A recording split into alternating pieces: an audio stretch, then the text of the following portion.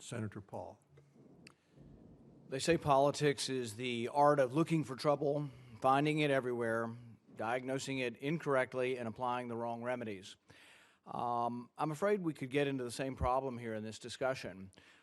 The problem seems to be, and I have a great deal of sympathy, I have kids and I've warned them about, the vaping of illegal products, but it seems to be primarily deaths and horrific medical problems from vaping illegal products.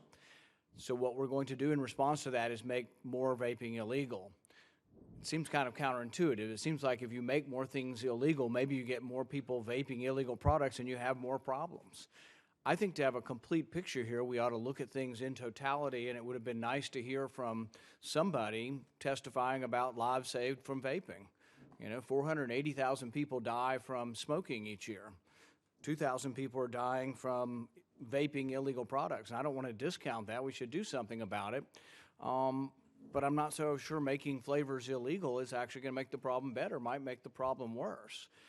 So we have to think about what we're doing here, and we really ought to ask the question and seriously look at our lives being saved from vaping.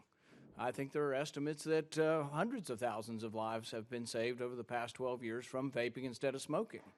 Now you say, well, kids, it's not a good idea to have kids vaping, for one reason or another. Yeah, that's probably true.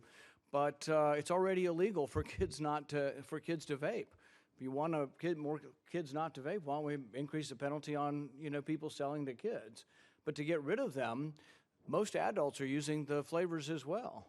And so if you say, well, you're more likely to use the vaping flavors to get off of smoking, maybe you're more likely to stick with smoking if you ban flavors.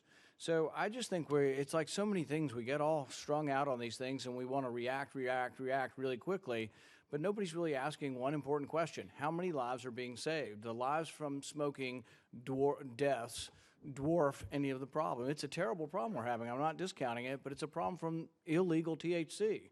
So we're going to make more things illegal. So we drive the flavors to the underground market, and maybe then people are going to cut the flavors with vitamin E as well. So I really just think, like so many things, we get going on this, and we're probably going to end up doing the wrong thing. But if you want less kids to smoke, I'd just increase the penalties on people selling to kids, and you might have less kids smoking. But banning the flavors, you're going to affect the adult market also, and as a secondary consequence, you may also affect the amount of people that are able to convert from smoking to vaping and saving lives. I don't have a direct question, but thank you for letting me come.